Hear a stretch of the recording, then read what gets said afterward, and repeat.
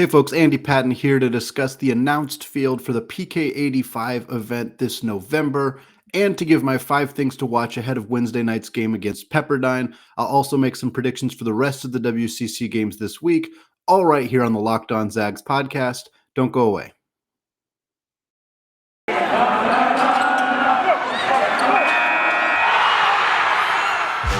You are Locked On Zags, your daily podcast on the Gonzaga Bulldogs. Part of the Locked On Podcast Network. Your team every day.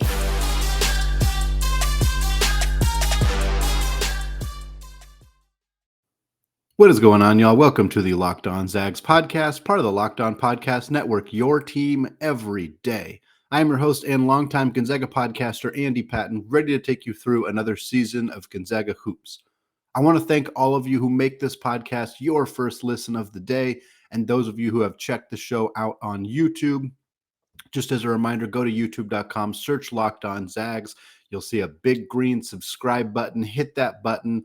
It helps generate some traffic for me. It's a great way to join the community on YouTube. Over 350 subscribers at this point, trying to get to 500 by the time the Zags cut the nets down in March. So any help you can give me there is very much appreciated. And I appreciate all of you who have already done so, and those of you who have checked out the show either on the podcast platforms or, of course, on YouTube as well. All right, so the big news for the day. On Tuesday, it was announced the official fields for the PK85. That is the Phil Knight 85th Invitational event. It is a November Thanksgiving scheduled basketball tournament happening in Portland, of course, near Phil Knight's hometown. As somebody from Eugene, the creator of Nike, of course. There was the PK80 back in 2017, one of the most fun college basketball tournament events that I can remember. I'm a little biased because I was able to go to some of those games. It was an incredibly fun event, a super great atmosphere. They're kind of trying to replicate a lot of the same atmosphere for this tournament as well. Since the PK80, there have continued to be a Phil Knight Invitational every year in Portland. It's usually just one or two games. It's a much smaller event than it will be this year and than it was back in 2017. Last year, Oregon and BYU were in it, for example. So they get some decent teams, but obviously they're competing with so many other tournaments that are happening around the same time, the Old Spice Classic, the Maui Invitational, et cetera, et cetera. But it's very cool to have the opportunity to do this event again. Of course, Gonzaga is participating just like they did last time. The event is taking place over November 24th, 25th, and 27th. The games will take place at 3 different locations: the Moda Center, formerly known as the Rose Garden, where the Portland Trailblazers play, the Veteran Memorial Coliseum, which is just right next door, also in downtown Portland, and the Child Center at the University of Portland, of course, where the Portland Pilots play. That is where all of the games will take place. There are 2 8-team brackets on the men's side, so 16 total teams participating for the men's side, and then there are 8 teams, 2 4-team brackets on the women's side as well. The Gonzaga women's team is not participating in this event. Of course, the Gonzaga men's team is participating. They are in what is called the Legacy bracket of the Phil Knight Invitational. The other teams in this bracket, it's a pretty good one: Duke, Purdue, Florida, West Virginia, Xavier, Oregon State, and Portland State. Obviously, it's a little top heavy. Duke, Purdue, Florida, pretty fantastic trio of teams. Gonzaga will very hopefully get to play 2 of those 3 teams. Obviously, Florida sets them up for a potential rematch of last year, which was a very epic game between the Gators and the Zags that unfortunately did not go Gonzaga's way. Silas Melson missed a devastating free throw at the end of the game, and they ended up losing that one. Still a fantastic game, a fantastic atmosphere, a really fun opportunity for the Zags to get a couple of really good non-conference games to play in front of a lot of home crowds. Certainly when you look at this, obviously Oregon State, Portland State are more local teams. But when you look at the big name schools, Purdue, Florida, Duke, they'll have some fans. Don't get me wrong. I'm sure that the fan bases for those teams travel quite well. but Gonzaga is almost certainly going to be home cooking a little bit in regards to the fan base that is there. There is a large contingency of Gonzaga fans in Portland. Of course, if you've ever been to a Portland Pilots game at the Chiles Center when the Zags are in town, it is a madhouse of red, white, and blue in the crowd. There is not a lot of purple for those games. The Gonzaga fans travel extremely well. It's a rare opportunity for fans in this area to get to go see the Zags play. Of course, in the PK85, that will be the case as well. I expect it to be filled with Gonzaga fans, but a really nice opportunity for this team to pick up a couple of good wins. I would expect that their first game would probably be against either Oregon State or Portland State. They have not announced how the bracket is going to shake out just yet, but Gonzaga is probably going to be one of the top seeds in this group alongside, of course, Duke and Purdue and potentially Florida as well. But hopefully the Zags will get either Oregon State or Portland State first game, knock that one out. Then they'll play West Virginia, Xavier, Florida are kind of all three the next games. Obviously, that rematch with Florida would be super great. West Virginia and Xavier is not quite as exciting as perhaps some of the other options there. Neither of those teams are particularly great this year, but still far from a bad non-conference game for the Zags. Still a good contest for them to get. I've always liked when Gonzaga plays Big East schools. I'd like to see them play more Big East schools if possible. I think that sometimes there's opportunity to schedule more of those games in non-conference than they usually do. You know, we've seen them play Creighton in non-conference games before, so I know that they're capable of doing it. We just haven't seen as many of those games, and hopefully there's a chance to maybe get a game against Xavier here. And then, of course, Duke, Purdue, or Florida in the championship game. Obviously, Duke would be the ideal game. It's always fun when the Zags play Duke. That's, one of the best non-conference games of the year. Every single year is the highest rated game that has happened during the 2021-2022 season so far was the Gonzaga Duke game on the Friday after Thanksgiving this year. That is potentially the date that Gonzaga would play Duke again this year as well. So it could be kind of a back-to-back matchup of Gonzaga-Duke right after Thanksgiving once again. Purdue obviously has had a really successful season this year. They're struggling on the defensive end of the floor, but with Trevion Williams and Zach Edey in the front court, Jaden Ivey obviously a monster guard in the backcourt and not going to be around next year. Ivey is going to be a lottery pick without a shadow of a doubt. There's a pretty good chance Zach Edey will be selected in the draft as well. So Purdue may not quite be the powerhouse team next season that they are this year, but either way would still be a good game for the Zags to potentially get a chance to play. The other side of the bracket for the PK85 is also very stacked. Alabama, Iowa State, Michigan State, North Carolina, Oregon, Portland, UConn, and Villanova. So a lot of great teams on both sides of the bracket here.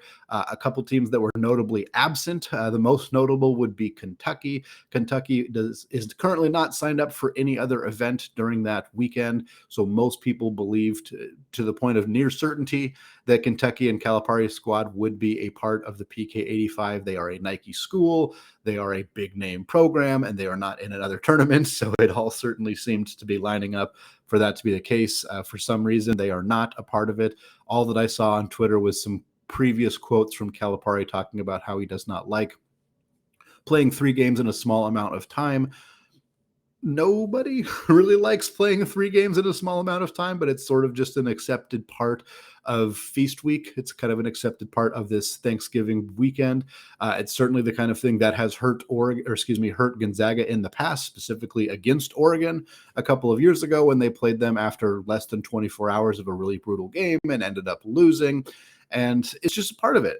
And I think it helps prepare you for March, especially for a Gonzaga team that, has a pretty consistent schedule from late December through February and is not often challenged. I know that that's a topic that is a bit sensitive for Gonzaga fans, particularly when they're hearing about it on Twitter this time of year. But I think for the Zags, that's part of the reason that these tournaments are appealing, because not only do they play multiple good games, but they play them in a short succession.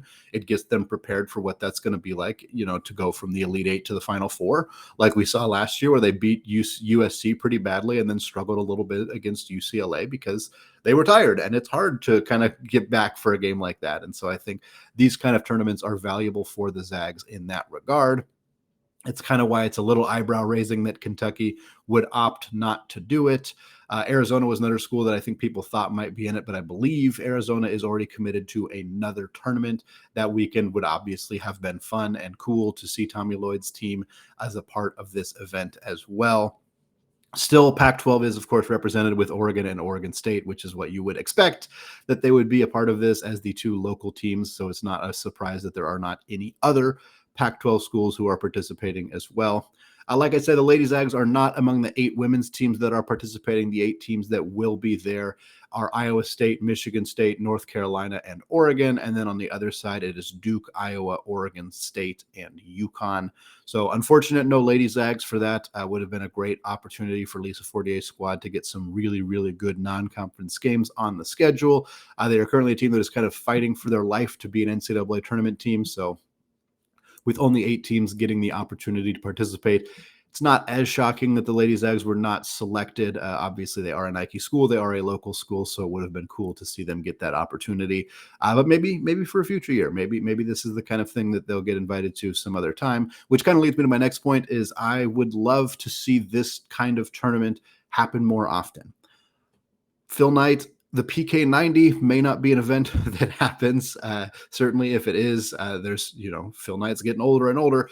There's not going to be able to continue to do this forever if they want to continue to do it when Phil Knight is alive and celebrating birthdays.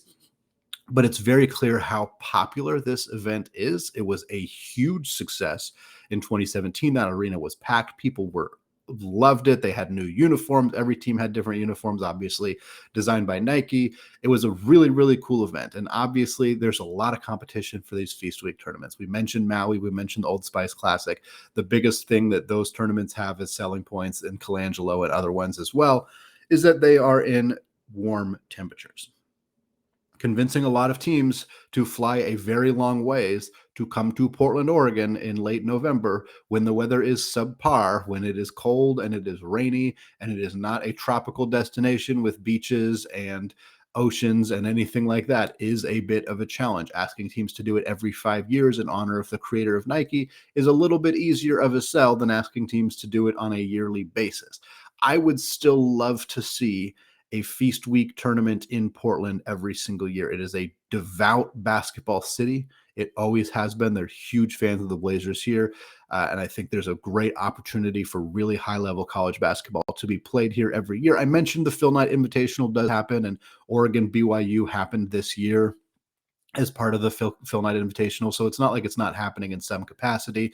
There used to be what was called the Great West Challenge, which was a basketball tournament that happened in Portland every single year. It was around Thanksgiving. Sometimes it's a little bit earlier than that.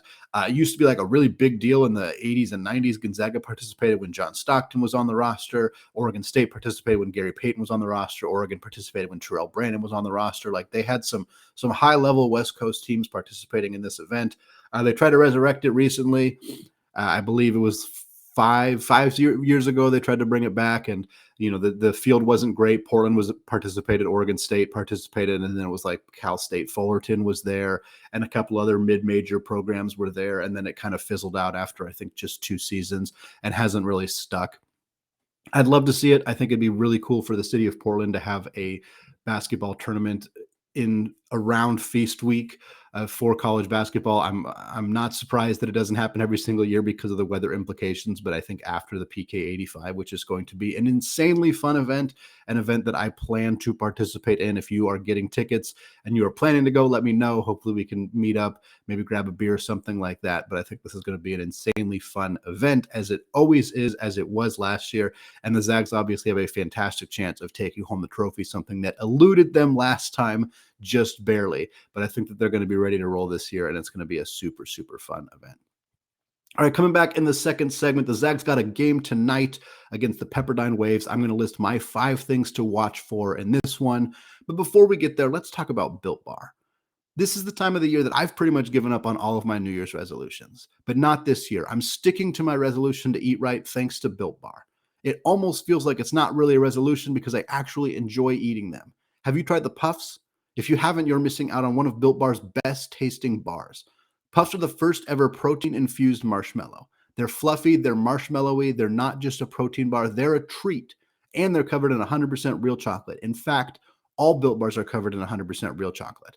A typical candy bar can be anywhere from 200 to 300 calories. Most Built Bars contain 130 calories, 4 grams of sugar, 4 net carbs, and 17 grams of protein. They have mint brownie, coconut, and coconut almond.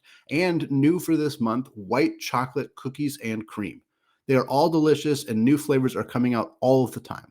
Go to built.com and use promo code LOCKED15, and you will get 15% off your order. That's promo code LOCKED15 for 15% off your order at built.com. Andy Patton here to introduce our sponsor, Homefield. Homefield is a premium collegiate apparel brand out of Indianapolis, offering incredibly comfortable, officially licensed apparel with vintage college designs. Homefield recently kicked off big new Saturday Season 3, where they launch a new school on their site every Saturday for 8 weeks straight. Gonzaga was week 2. Homefield dug through the archives and history of the Gonzaga University to find unique logos, mascots, and moments to make thoughtful designs for our school. And they launched the Gonzaga collection on January 29th. If you missed launch day, it was an epic event on Twitter. They showed all of the new 14 pieces of material that they had. There was tons and tons of action and interest in these shirts for a very good reason. They are fantastic. They have Captain Zag, a shirt that says True Blue and White, Defend the Kennel, Teddy Gonzaga, the old mascot from the 1920s. All of the shirts are insanely comfortable. They have hoodies, they have crew necks, they have t-shirts. Really fun fabric, unique designs. This is cannot miss Gonzaga gear. Everybody needs more Gonzaga gear heading into March Madness. This is the place to get it this year. New customers can get 15% off their first purchase from Homefield using code LOCKEDONZAGS at checkout at homefieldapparel.com. All right, still Andy Patton, still Locked On Zags, still chatting Gonzaga basketball. We're talking about the Wednesday night game against the Pepperdine Waves, 8 p.m., a Wednesday game. A little bit different this week, kind of had to shuffle things around a little bit, as has happened in the COVID times. I previewed this game more extensively with Asher Lowe, the Pepperdine PA announcer, on Tuesday's show. If you have not listened to that one, check it out. A great conversation, not just about this upcoming game, but about the WCC in general and just about Pepperdine and kind of their progression as a young team. Here are my 5 things to watch. The first one, pretty simple. Can the Zags top 115 points? The last time these two teams played, it was one of Gonzaga's first WCC games of the year. Pepperdine gave up 117 to the Zags. That was during that torrid stretch where Gonzaga was dropping well over 100 points on everybody that they played. Pepperdine, not a good defensive team. They're 265th in the country per KenPom. They're also a team with very, very little size. So the combination of not great defensively, not a lot of size, having already given up 117 points to the Zags, you can see why it's certainly a recipe for Gonzaga to drop another 100 spot on this team once again. I expect them to come pretty close to it. I also think because Gonzaga played a tough game last week against St. Mary's, they got a tough rest of the schedule after this. They got Santa Clara, San Francisco, and St. Mary's, 3 of the 5 best teams in the conference, arguably the 3 best teams that are not Gonzaga in the conference. So I think there's a possibility for a little bit more rest for the starters. We'll talk about that a little later on, which may hamper the ability to get over 100 points, but I still think there's a good chance that they do so. Number 2, the question of whether one of the bigs specifically will step up or whether it will be a group effort. The last time these teams played, Anton Watson dropped 19 points. Chet Holmgren and Drew Timme each had 18 points, an incredibly balanced effort from the front court against the Waves last time. We've kind of seen Chet and Drew pinball a little bit back and forth on which one of them is going to have a better game. Obviously, certainly there have been times where they both have good games. This previous matchup between these two teams is a good example of that. Against USF, Chet had 23, Drew had 22. So obviously they have the ability to both have good high-scoring games at the same time. I would like to see that. They're a more dangerous team when both of these players are cooking offensively. They're the most dangerous when both those guys and Anton Watson are all having highly efficient scoring nights as well, which is, again, what happened last time. I'd like to see that again. I want to see these two players, particularly Chet and Drew, kind of in a solid rhythm where they're both looking for their shots offensively. They both feel confident taking shots, looking for the basketball, but also, feeding off each other, making the right pass, making the right decision with the ball. And I think this is a good opportunity for them to both go out and have really nice games without just relying on one another to kind of get it done. Because in the NCAA tournament, they're going to need both of them to be on their A game. And the more they can get in sync with each other now before they get there, the better they're going to be in March. Next up, number 3, I'm looking for my Nolan Hickman offensive breakout. He has had a fantastic season and a handful of fantastic games, but I don't know that we've ever seen the true take over the game scoring breakout game from him where he has 18 or 20 points off the bench and is just very clearly Gonzaga's focal point offensively. I think there's an opportunity for that to be this game as well. He had 9 points last time these two teams played each other. He only shot 3 of 10 for the game, 3 of 7 from 3. He was hacking up 3-pointers in that one. I would like to see him have a big role offensively. Again, I kind of touched on this already, but if Andrew Nembhard's playing really well, then that's tougher for Nolan Hickman to just get onto the floor and play enough minutes to really solidify a big scoring night. But after a tough game against St. Mary's where the starters were on the floor until the final seconds of the game, there's an opportunity for the Zags to potentially play Nembhard and Timmy and Bolton and a couple other guys, maybe a few less minutes than normal. That could be a good opportunity for Nolan Hickman to play more minutes and potentially break out offensively. Number 4, right along the same vein, more minutes from the reserves. It would just be nice. We talk about this almost every single week. Mark Few has historically been a little bit hesitant to bench the starters unless the game is really well out of hand. And even then, sometimes he waits a little too long. That has not been as big of an issue this year. I think this year we're seeing more of Ben Gregg, more of Hunter Salas and Nolan Hickman in the last 8-10 minutes of the game, especially when the game's well out of hand, whereas in the past it used to take them a little bit longer to do so. I think this is a good thing. I think this is important for the Zags. We've seen instances where it appeared that star players who were playing 35 minutes a night throughout the season were pretty gassed by the time the NCAA tournament rolled around. Corey Kispert last year was a very notable example of that. And I think that the fear of doing that again this year where they make a deep run in March, but Nembhard is gassed or Drew Timmy's gassed by the time they get to the championship game and they're not playing their best basketball. That's not what you want. This is a good opportunity for them to potentially get some more minutes for some of the other really talented young players on their team, like Hickman, like Salas, like Ben Gregg, like potentially Caden Perry if he is healthy and able to go, which is not looking like the case yet, but could eventually be the case before the end of the year. And then leads to number 5, which is the potential other option Gonzaga could play, which is Dominic Harris. We have not gotten any word specifically that Dominic Harris is healthy enough to play in this game.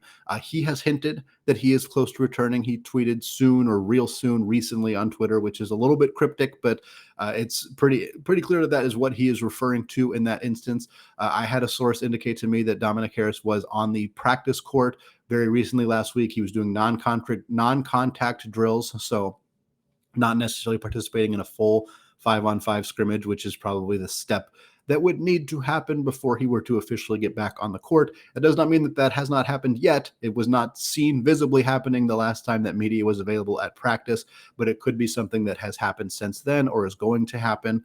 I'm still not 100% sold that Dom's coming back this year at all. I'm more confident now than I was before because he tweeted about it, and I don't think he would do that if he didn't think that the staff was going to get him an opportunity to get back on the floor. This would be an awesome game to get him 5 minutes of action. Just see him back on the court, see him running around playing, kind of see how he holds up, how his body does, how his fatigue is, how his game shape is, all of that stuff. I don't know how big of an impact player he will be for this team in March, even if he returns this soon, because playing a few minutes in a basketball game in mid-February doesn't necessarily point to somebody who's going to be a huge contributor just less than a month later, but you never know. It's certainly possible. Even if he's just a reserve player who can come in and give them a few minutes per game, that's very valuable because of his outside shooting, because of his defense on that side of the ball. I think he could be a really big player for Gonzaga, even if it's only in a small role, and I would be curious to see if this is the game that he finally gets back out onto the court. All right, third segment, I'm going to look at the rest of the games going on in the WCC this week and make some predictions. Before we get there, though, let's talk about BetOnline. There might be less football being played, but betonline.net has way more stuff to bet on this playoff season. From scores, totals, and player performance props to where the next fired coach is going to land, BetOnline is the number one spot for all things NFL betting in 2022. And it's not just football. BetOnline.net's basketball, hockey, boxing, and UFC odds coverage is the best in the business.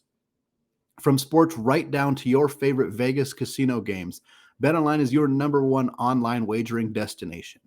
BetOnline is the fastest and easiest way to wager on all of your favorite sports and play your favorite games. All right, segment 3, still Andy Patton, still Locked On Zags, sticking with a WCC theme for WCC Wednesday. We're going to make some predictions for the rest of the games going on this slate. We got a pretty good sense of how the WCC is going to shake out this year. Obviously, we only got a few games left for each of these teams before the WCC tournament in Las Vegas in early March. Big game on Thursday, USF at St. Mary's. A huge bubble game, serious implications for both of these teams. I'm taking USF here. I think USF wins this one on the road. Obviously, Randy Bennett's team is very, very good at home. They've been very, very good in conference play so far this year. I think they have a little less to lose. I think St. Mary's can lose this game and still has a pretty good chance of making the NCAA tournament. USF, if they lose this game, their hopes are not quite gone, but pretty dang close to gone. I think they know that. I think Todd Golden and the Dons are going to be ready.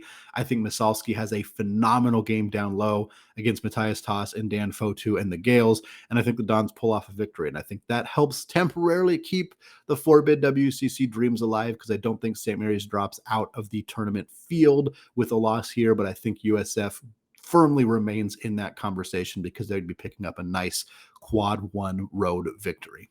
Next up, San Diego at Portland. Portland is rolling right now. Shante Leggins has this team at a much higher performance place than I thought that they would be in his first season with a brand new roster. They are killing it. They secured a big win over San Francisco recently.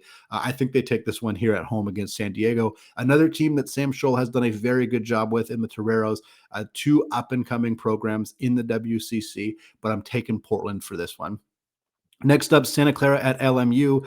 This is a game that I think a lot of people would have thought would be really, really exciting heading into the season. Both these 2 up-and-coming teams that were supposed to be top 5 contenders in the WCC. Santa Clara has lived up to that billing. LMU has not, and I think that will bear itself out in this game. Santa Clara is going to take this one on the road. They're just too good. They're just too talented top to bottom on that roster to lose to LMU. Next up on Saturday, 3 big games on Saturday, of course, outside of Gonzaga's game against Santa Clara. First up, Pepperdine at Portland. I think Pepperdine's going to have a nice 2-win week. They're going to win at San Diego. They're going to host San Diego and beat them on Thursday. They're going to host Pepperdine on Saturday and beat them as well. An incredible run for Shante Leggins if he can pull off both of these victories. A bad week for Pepperdine, certainly, if they get beat by Gonzaga on Wednesday and then also lose on the road against the Pilots on Saturday. But it is a rebuilding year for the Waves, and I think an opportunity for Shante and the Pilots to really establish themselves as not to the bottom feeders of the WCC yet again. Next up, LMU at Pacific. I think LMU rebounds from their loss to Santa Clara and goes out and defeats the Tigers on the road. Neither of these teams are particularly good. Pacific has shown the ability to, they hung with USC. They beat BYU. Obviously, they can do it. They can play up in those tough games. I don't think they're going to do it here. I think LMU and Eli Scott are just going to come out and dominate them on the road and secure a nice win for an LMU team that hasn't had a lot of nice wins this season. And then finally, another huge game in the WCC, a huge bubble implication game. BYU at St. Mary's Saturday night, massive game in Moraga. It sounds to me, according to Mark Pope's recent quotes, that Traore, their big man, is not healthy. He may not be able to go in this game. Tremendously bad luck for the Cougars, who are already down 2 of their big men for the entire season. Gavin Baxter and Richard Harward. If they lose Traore, who's been playing very well lately, that leaves them severely undersized in the front court against St. Mary's, one of the few teams that can really punish you in the front court with Matthias Toss, with Dan Fotu, with Mitchell Saxon coming off the bench. I'm taking the Gales. I don't think they lose to USF and BYU this week. I think if they were to lose to the Dons, they would come out, host BYU, take them down. I think that's a bad loss for BYU, even if it's a quad 1 loss, which it would be most likely, or at least a quad 2 loss to St. Mary's. I think that's probably going to be the death sentence for the Cougars. If they're not able to beat St. Mary's on the road, that's one more loss on their roster. And I think it's just enough that they're going to find themselves in the first four out or the next four out of the bracket and kind of on the outside looking in for the rest of the season, unless some significant other things happen to the bubble that allows them to jump back in, or obviously if they pull off some surprising victories in Vegas in the early March. But this is a team that really needs to win this game against St. Mary's, and if they don't, I think that they're going to have a really hard time finding themselves playing meaningful basketball in March. All right, that is going to do it for me today. Good luck to the Zags tonight at 8 p.m. Follow me on Twitter. We can talk throughout the game. Should be a fun one for the Zags. A good opportunity to score a lot of points against a young but developing Pepperdine team. More coming later this week. We'll, of course, recap the game. We'll preview the Santa Clara game on Friday. All right here on the Locked On Zags podcast, available wherever you get your podcasts and available on YouTube. Another reminder, podcast links will be available on Twitter at Locked On Zags and on my own personal Twitter account, which you can find at @ScoreZagsScore. Finally, thank you again to those of you who've made this podcast your first listen of the day. Now is a great time to make your second listen of the day, the Locked On Bets podcast. Locked On Bets is your daily one-stop shop for all of your sports gambling needs. Locked On Bets is hosted by your boy Q with expert analysis and insight from Lee Sterling. All right, thank you all for listening, and go Zags.